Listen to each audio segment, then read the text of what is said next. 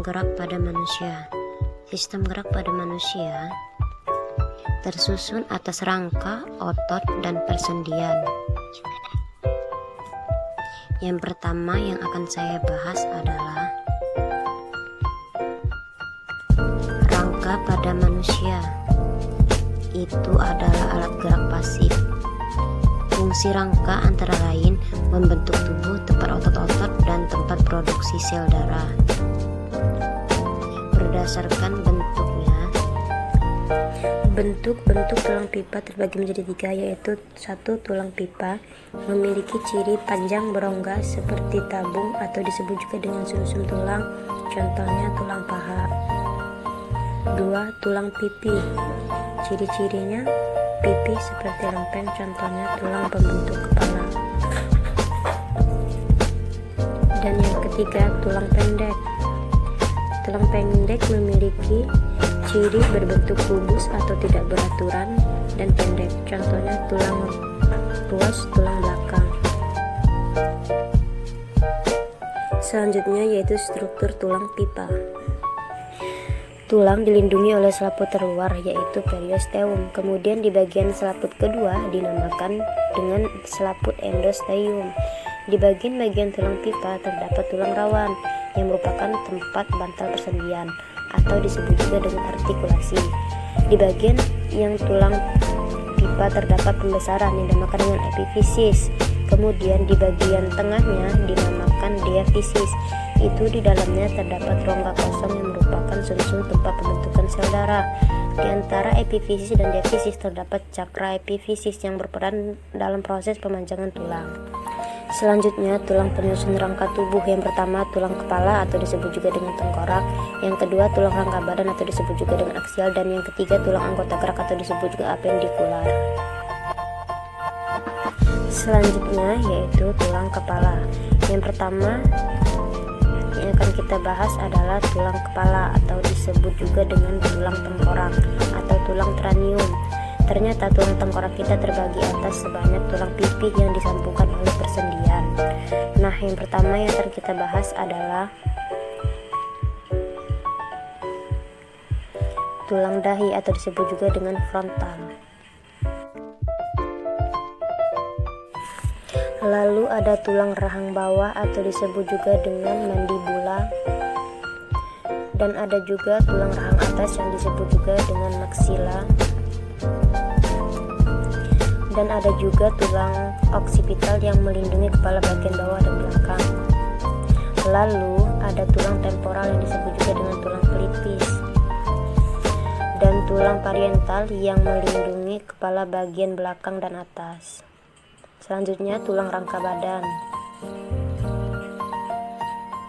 Tulang rangka badan disebut juga dengan aksial. Rangka aksial ini terbagi menjadi ruas-ruas tulang belakang, tulang rusuk, dan tulang dada, tulang paru beserta bahu. Bagian-bagian dari tulang aksial adalah ruas tulang belakang yang tersusun atas 1 ruas tulang atlas dan 7 ruas tulang leher, dan tulang belakang 12 penyusun ruas tulang punggung, dan tulang belakang memiliki 5 ruas tulang pinggang dan 4 ruas tulang ekor, dan 7 ruas tulang sejati yang melekat pada tulang punggung dan tulang dada, dan 3 ruas tulang rusuk palsu yang melekat pada tulang punggung dan tulang di atas, dan 2 ruas tulang rusuk melayang yang hanya melekat pada tulang punggung saja. Dilanjutkan juga dengan tulang dada. Ada tulang dada badan yang disebut juga dengan corpus sterni, dan ada tulang panggul yang disebut juga dengan pelvis, kelangka yang disebut juga dengan sacrum. Selanjutnya ialah tulang anggota gerak. Tulang anggota gerak disebut juga dengan apendikular. Yang pertama tulang paha atau disebut juga dengan femur. Tulang kedua yaitu yang dinamakan tulang betis atau disebut dengan fibula. Dan ada tulang kering disebut juga dengan tibia. Dan ada juga pergelangan kaki, telapak kaki, dan ruas-ruas jari. Lalu naik ke tulang gerak bagian atas yang disebut juga dengan humerus, dan tulang lengan bawah yang terbagi atas tulang hasta dan tulang pengumpil. Tulang pengumpil disebut juga dengan radius dan tulang hasta disebut juga dengan ulna. Serta ada pergelangan tangan, telapak tangan, dan ruas-ruas jari. Selanjutnya yaitu sendi. Sendi disebut juga dengan artrosis. Sendi yaitu persambungan antar tulang-tulang. Sendi terbagi menjadi 3, yaitu sendi mati, sendi kaku, dan sendi gerak. Sendi mati disebut juga dengan sinartrosis, dan sendi kaku disebut juga dengan ampiartosis, dan sendi gerak disebut juga dengan gertosis. Yang pertama ialah sendi mati atau disebut juga dengan sinartrosis, sendi yang tidak bisa digerakkan sama sekali dan terbagi menjadi 2 juga, yaitu sinfibrosis dan sinkondrosis. Yang kedua, sendi kaku disebut juga dengan ampiartrosis, sendi yang bisa digerakkan tetapi terbatas, contohnya tulang rusuk dan tulang dada. Selanjutnya ada sendi gerak atau disebut juga dengan diartosis, sendi yang dapat bergerak bebas yang terdiri atas sendi peluru, sendi engsel, dan sendi putar dan sendi pelana. Selanjutnya ialah sistem gerak otot. Yang pertama adalah otot. Otot merupakan alat gerak aktif pada manusia.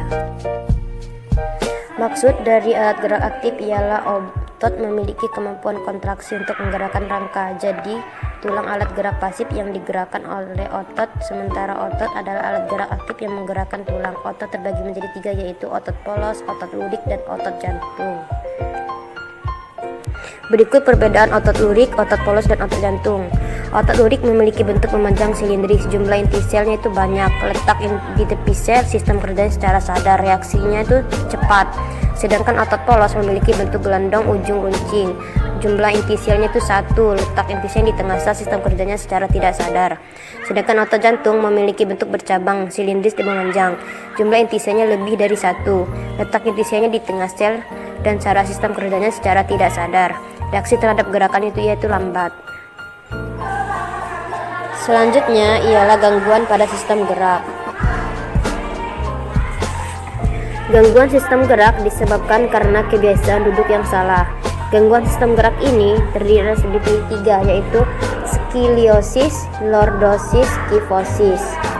Skoliosis disebabkan karena kebiasaan duduk yang menyamping sehingga tulang punggung menjadi bengkok ke arah samping.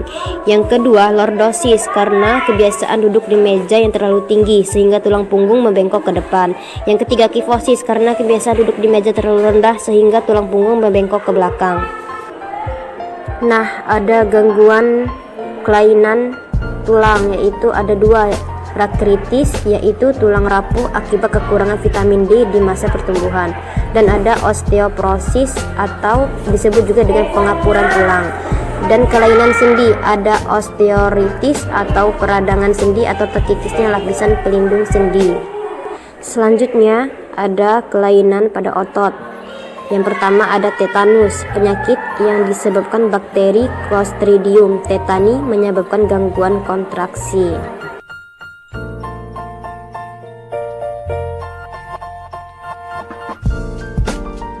Selanjutnya ada kelainan pada otot, yaitu atrofi, yaitu kondisi di mana jaringan otot mengecil.